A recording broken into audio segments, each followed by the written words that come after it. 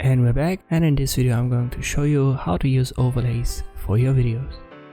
It's actually quite simple.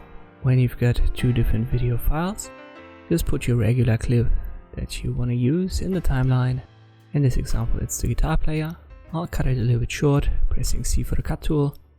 5 seconds should be enough. Now I use the second clip, which is the overlay clip. You should search for dust, particles, something like that.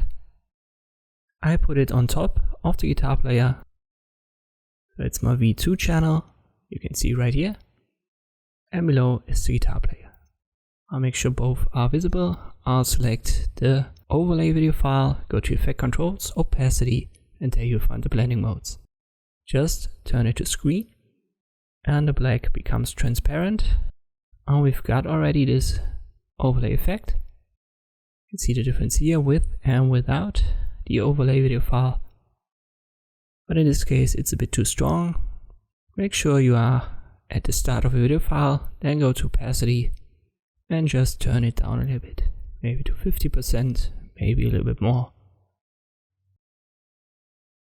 35 should be fine for this example.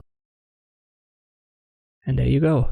If you want to add this like damaged video film effect, you can use this overlay option via the Effect Controls, Blending Mode screen, and then play around with the opacity until it fits your video file. And this is it. Thank you for watching, and I'll see you next time.